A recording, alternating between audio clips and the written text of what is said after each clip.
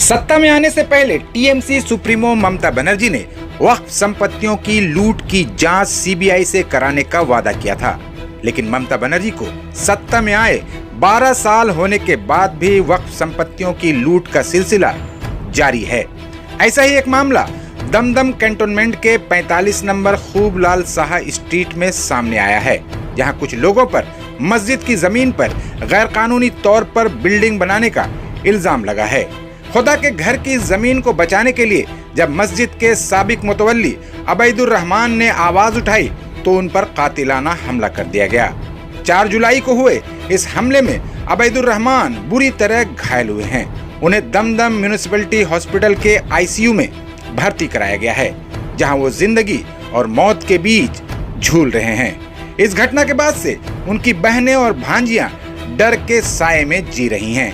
वो मुख्यमंत्री ममता बनर्जी और तमाम मुसलमानों से इंसाफ के साथ साथ अल्लाह के घर की जमीन बचाने की गुहार भी लगा रही हैं। वक्फ की संपत्ति को बचाने के लिए अपनी जान को खतरे में डाल चुके अबैदुर रहमान के घर वाले इस पूरे मामले में दमदम थाने की पुलिस की कार्रवाई से मुतमईन नहीं हैं।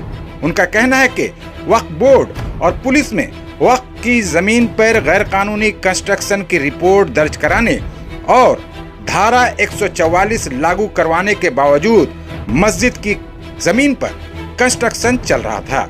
अबैदुर रहमान पर कातिलाना हमले के बाद भले ही काम रुक गया है, लेकिन हमला करने वाले एक भी आरोपी को पुलिस ने अभी तक गिरफ्तार नहीं किया है। अल्लाह के घर को बचाने के लिए अपनी जान खतरे में डाल चुके अबैदुर रहमान और उनके घर वालों की मदद की गुहार सुनकर आवाज फाउंडेशन के फैसल खान ने उनकी तरफ मदद का हाथ बढ़ाया है। उन्होंने अस्पताल पहुंचकर घायल अबैदुर रहमान के सेहत की जानकारी ली और वक्फ की जमीन को बचाने की इस लड़ाई में हर तरह की मदद का वादा किया है। पेश है पूरी रिपोर्ट। मेरे मामा को इसलिए मारा जा रहा है क्योंकि वो अल्लाह के घर को बचाना चाह रहे हैं। अल्लाह के घर में ये लोग इलीगल वे में अपना प्रमोटिंग करना चाह रहे हैं, जो कि मेरे मामा नहीं चाह रहे हैं। ये हो प्रमोटिंग क्यों होगा वहाँ पे? वो तो मस्जिद है ना, मस्जिद है, रहने का तो किसी का जगह नहीं है वो कि वहाँ पे इलीगल वे में आप कैप्चर करके रहेंगे वहाँ पे। बस यही मुद्दा है कि वो लोग वहाँ पे प्रमोटिंग करना चाह रहे हैं। और कोई खाली से वो लोग 2 प्रमोटर को हायर किए हैं, जो कि एक तरह का डॉन भी है, बदमाश भी है, गुंडा भी है, जिन्होंने उनको रोकने का कोशिश किया, जिन्होंने उनके ऊपर हमला किया।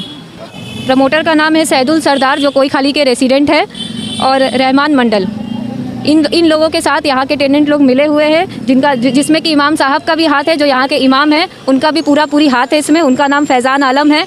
उन टेनेंट जो है उनका नाम है अली अहमद। उनके 3 लड़के जिन्होंने मेरे मामा को बुरी तरीके से मार के घायल किया, उनके 3 लड़के हैं शेख राहिल, सद्दाम, नबी अहमद, और एक टेनेंट है जिनका नाम है मुन्ना। उनकी वाइफ, उन्होंने भी हमला किया है, आसमा बेगम। उनके 2 लड़के मासूम खान के लड़के ने ये किया है, उनका नाम है शमशाद। और भी कई सारे हैं उनके साथ ही मिले हुए, जो उनके एकजुट के हैं वो लोग। उन सभी लोगों ने मिल करके उनके ऊपर हमला किया है। ये पहले इसमें का मतवल्ली मेरा भाई था, ठीक है। तो इस सब के लिए खिलाफ करके उठा, तो पहले इन लोग सब इनको किसी तरह तो अभी खारिज कर दिया, लेकिन ये पीछा हटा नहीं है। हम तुम लोग से पीछे हटेंगे नहीं, हम लड़ेंगे इसके लिए। तुम लोग जो भी करेगा, जहाँ इनलीगल रहेगा, हम उसके लिए लड़ेंगे। क्या जा रहा है, उन लोग कोई घर का भाड़ा देता ही नहीं है, सब ऐसे ही रहता है। भाड़ा तो आपका भाई को नहीं मिलेगा, तो वक़्फ़ को मिलेगा। वक़्फ़ यहाँ तो जब वक़्फ़ को मिलेगा, मस्जिद का किसी काम के लिए इन लोग को चंदा उठाना पड़ता है। मेरा भाई का बोलने का मतलब है, जब इतना 7 घर है, 7 घर का भाड़ा रहेगा, तो मस्जिद के लिए किसी का पीछे हाथ क्यों फैलाएगा? हालत बहुत ख़राब है, वो अभी आईसीयू में हैं।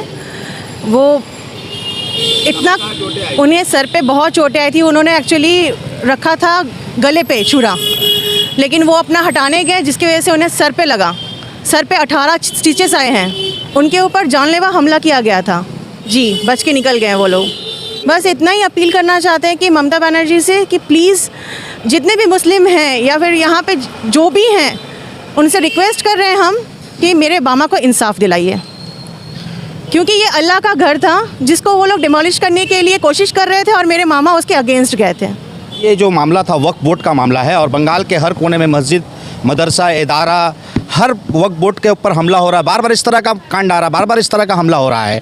वक्फ को जोर जबरदस्ती करके लूटा जा रहा है, घसीटा जा रहा है, मनमानी किया जा रहा है। जैसे आप जानते हैं कि वक्फ बोर्ड पे ऑलरेडी 144 इन्होंने लगाया था, इनके मामा ने 144 लगाया था, उसके बाद भी प्रशासन सुन नहीं रहा था, अनलीगल काम धड़ल्ले से चल रहा था। फिर मेरे पास फ़ोन आया कि इस तरह से वक्फ बोर्ड में लगाया था, फिर भी प्रशासन नहीं सुन रहा था, काम चल रहा था। प्रशासन थाना के दमदम थाना के ओसी से भी हमारा बात हुआ, उसके बाद वहाँ जो ऑफिसर उनसे भी बात हुआ, मैंने प्रेशर बनाया कि अगर आप नहीं कीजिएगा तो कोर्ट में हम जाएंगे। उसके बाद काम बंद हुआ। उसके बाद प्रमोटर के सारे गुंडे मिल करके इनके ऊपर सैदुर रहमान के ऊपर हमला किया, जानलेवा हमला, धार हथियार से हमला किया और आईसीयू में अभी आज वो एडमिट हैं। जान पर उनका आफत है, वो जान से जाने की नौबत में था, लेकिन आईसीयू में अभी वो मौत और हयात का ज़िंदगी लड़ रहे हैं। हम बंगाल के आवाम से, खासकर माइनॉरिटी से ये बार बार गुजारिश करेंगे और खास करके मुख्यमंत्री ममता बनर्जी का वादा था कि सीबीआई जांच करेंगे वक्फ बोर्ड पे जो धांधली चल रहा है, और अभी तक जांच नहीं हुआ और फिर ये मामला आ रहा है। मतलब ये समझ में आ रहा है कि बंगाल के कोने कोने में वक्फ के ऊपर जिस तरह से धांधली चल रही है, वक्फ बोर्ड नदारत है, वक्फ बोर्ड किसी तरह का कोई काम नहीं कर पा रहा है।